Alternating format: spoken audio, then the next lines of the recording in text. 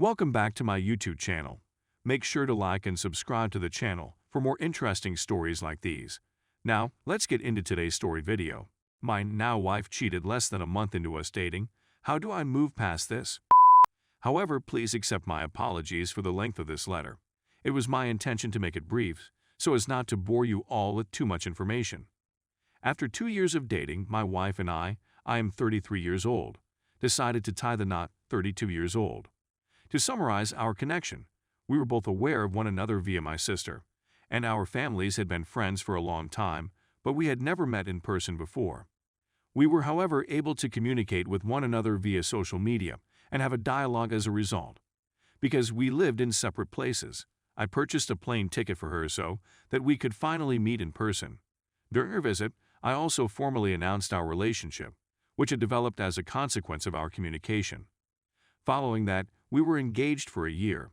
Then we were married for 1.5 years after that.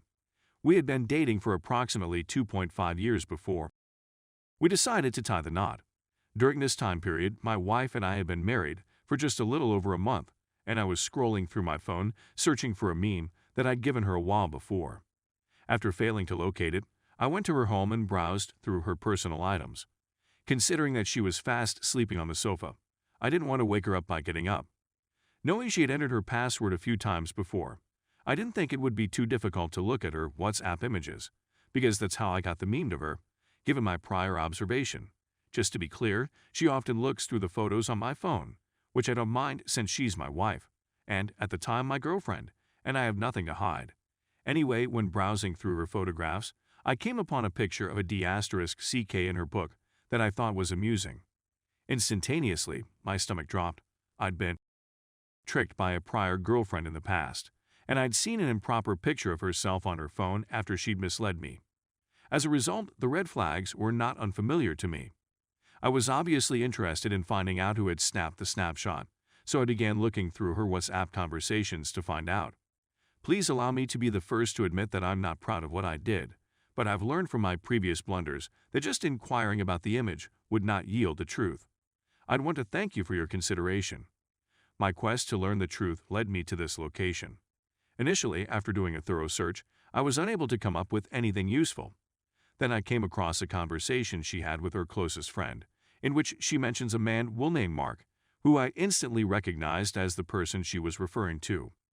Despite the fact that I am familiar with the majority of her acquaintances, she has never brought up Mark in conversation, at least by name. Following this, she tells her friend that she had had unprotected relations with Mark, and that she had just recently discovered, after they had, that Mark had become the father of another female child with a different woman. Our first exclusive date had taken place less than a month prior to the delivery of the message to you. As I kept reading, I discovered that she had been in a love connection with Mark previous to my coming on the scene, and that she had gone on dates with him before I arrived. He'd send her money, and they'd spend the rest of the time chatting about everything and everything they could think of together. This, according to what I've read, persisted throughout our relationship, even after I asked her to marry me. It was the fact that we were supposed to move in together only a few days earlier that caught me completely bought. Surprise, she got a job in my city about 6 months before our wedding. Her first encounter with him was on a date, and she later told a friend, "Everything in me yearns to have with Mark." The want to have relations with Mark permeates my whole being. It's safe to say that reading this made me feel nauseous. As a result, it was impossible for me to focus on anything else while I was seeing something so unbelievable. Millions of little portions of my spirit felt as if they had been smashed into a million pieces by this experience. However, I decided to pause a few days to consider what I should do with the knowledge I had acquired up to that point in time. Unless I admitted that I not only knew her password, but that I had also looked through the contents of her phone, I couldn't stand there in front of her any longer, all without her knowledge. In the course of reading, I snapped a few screenshots and then made the choice to confess what I had done and see her in person. So I came to the conclusion that if trust was going to be shattered, it needed to be harmed in both directions at the same time, and I set out to prove myself right. Consequently, one evening, I took her down to the basement and told her of my discoveries there. The fact that I had snooped through her phone infuriated her at first, but her anger swiftly turned to disgust at the D**CK photograph. Her first denials were that it was nothing, and that he was simply a random stranger who had approached her. After learning about Mark via reading the chats she and her closest friend had, she was taken aback when I told her how I learned about him. After some back and forth, she ultimately confirmed that she had read what I had written. After that, she claimed that they only had one contact together, which I doubt, and that he was insignificant to her. We were exclusive at the time. It was also disclosed to me that Mark is married with children, and that his wife had had a miscarriage only a few weeks before we met, making him the biological father of the children. We spoke about it for a long time, and she finally broke down in tears as she expressed her regret for what she had done. We knew it would take time, but we were both confident in our ability to move on from this scenario and go on. After that, she didn't say anything to me for the rest of the day. I inquired as to how she was feeling and whether or not she would be interested in continuing our conversation. It was either silence or the remark, "I have nothing to say," that she gave as her most usual answer. She had been upset with me for snooping through her phone, which I could understand, but what was even more unexpected is that she had not learned how I felt until much later. Neither she nor anybody else ever inquired about my well-being or inquired as to whether or not I was in good health. Can you tell me who cheated on whom? Here, as I glanced about, I couldn't help but wonder aloud. We had another lengthy discussion the next day, and came to the decision that this was not advantageous to our relationship, and so we chose to move on from the situation. In the weeks that followed, my mind was swirling with ideas and inquiries. I couldn't help but wonder why she felt the need to keep her relationship with Mark continuing despite their differences.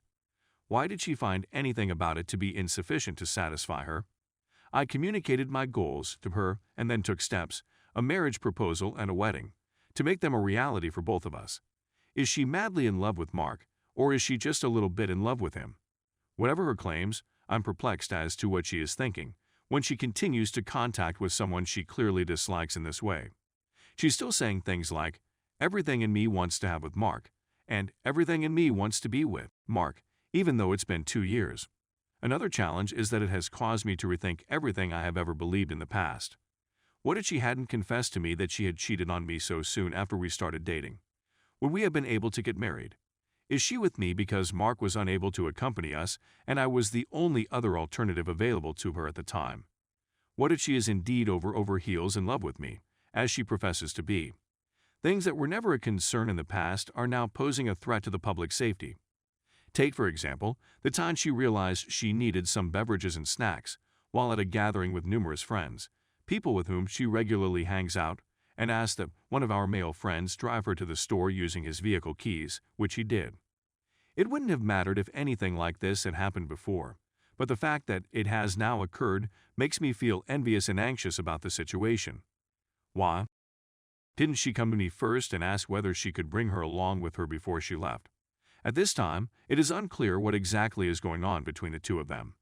I find myself keeping track of the passage of time in order to figure out how long they've been gone alone together and how they look when they return, among other things. It's a major source of irritation for me.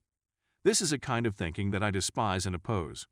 The person I've become as a result of my dishonesty is someone I despise and despise myself. The feelings of anxiety I'm having toward her. The person I'm seeing is not me, and it's not who I want to be at this time in my life. If someone can help, please tell me how I may restore my trust in her again. What should I do if I find myself in this situation? In your opinion, what is the best course of action for me to take? Please accept my gratitude on behalf of everyone who has taken the time to read this.